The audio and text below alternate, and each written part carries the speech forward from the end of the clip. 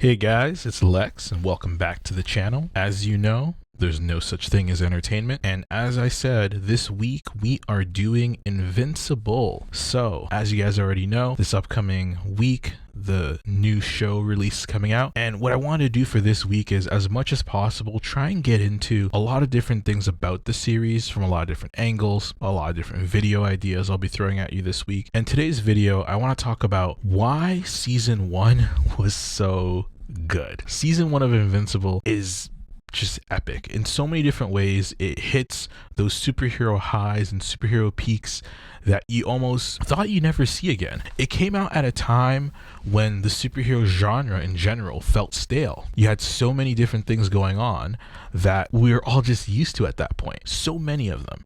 And yet, out of nowhere, this series just comes in and slaps you in the face, or smashes your face, whatever way you want to look at it. Now, this is really interesting because, again, this came at a time where people were tired of seeing the same old thing. And to be honest, when looking at this series, a lot of people, especially watching that first episode, felt the same way about the series. It's like, oh, look, another superhero thing. And it seemed as though nothing special was about it. And we're going to get into why no one was expecting anything from Invincible season 1. And as you guys know, when season 2 was dropping, everyone was waiting for it. Everyone wanted to see what in the world was going to happen. So let's get into it. Invincible season 1, why did it work? Let's start with number 1, the novelty. Now, I just mentioned that yes, there were some superhero fatigue happening at the time, and a lot of people had seen a lot of what Invincible is already offering in a lot of different ways through the MCU and just many other different superhero things. However, the novelty that any show provides is still different. And what I mean by that is you still have to get used to the characters. It's your first time seeing them. You still have to get used to the world in a sense because it's your first time seeing them. Even though it'll use different tropes and different things that you are used to kind of catch you up to speed, there is still some novelty in getting used to the Invincible world, you know, even if it's ever so slight. And once the twist happens, at least within that first episode, what tends to happen is that same thing that seemed familiar is now completely unfamiliar, and that's where the novelty kicks in, because you're absolutely unsure what to expect and what's going to go on, what's going to happen. And again, that's what helps in making sort of this first part of the series fantastic.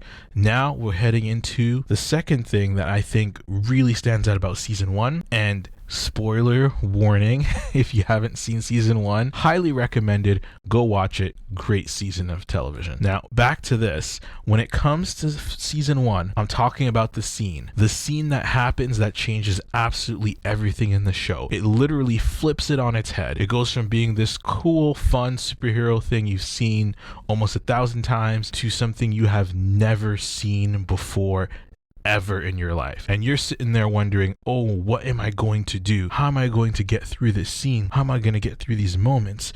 What's exactly going to happen? And you're just unsure how to make it work. This scene truly changes and flips things completely on their head. All of a sudden, it's a completely different show. It becomes, in fact, a mystery, because you start to wonder, why is it that Omni-Man would do such a thing? Why is it that Omni-Man would go and just murk all of the Guardians of the Globe? Why? What's his thing? And you're expecting to get it, you know, the next episode, then maybe the next episode, then maybe the next episode, but you still don't know what happened. You think he's being mind controlled. You're wondering, who in the world is this person that we saw throughout the whole show? And not only that, most of the time you're watching, 90% of the time, he is that paragon superhero kind of guy that you think, oh, look, it's just another Superman. Except for these small, tiny moments where you wonder, what is this guy thinking? What's going on through in his head? And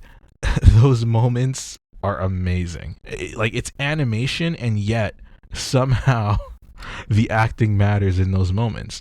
And it's not the voice acting. It's just the different ways in which, you know, Omni-Man is hesitating or not hesitating. So the scene completely flips around everything and truly transforms season 1. And what that does is create part 3. And the reason number 3 why season 1 is so good is the tension. There's so much tension caused by what happened in that scene, and honestly, because it looked like he just went crazy and mad out of nowhere, you honestly don't know at what point is he going to do something else. And in fact, you don't even know when he's going to do that thing.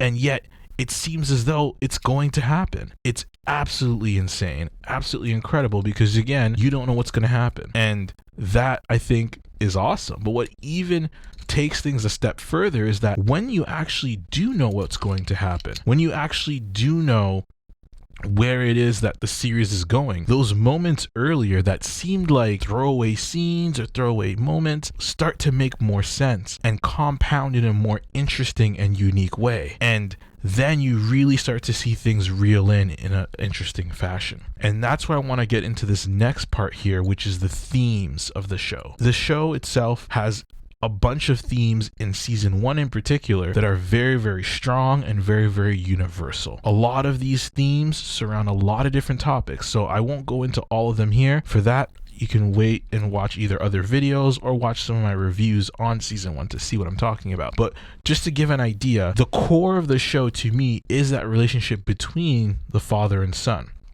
between Omni-Man and Invincible. It's that relationship between those two that is the core of the season, from episode 1 all the way up into the incredible finale. And it's actually what it is and becomes the heart of the series, and why season 1 was as fantastical as it was, is because of those strong themes in fatherhood. And it's not just one theme of fatherhood, it's multiple themes surrounding fatherhood and that father-son relationship that all weave together to create this strong beating heart within this series. And I think that's the reason why this series stands up so well, is because the show is teaching you. It's teaching you what it looks like to have a wonderful father, while also teaching you what it looks like to have a horrible father, while also teaching you what it looks like to become not necessarily a father, but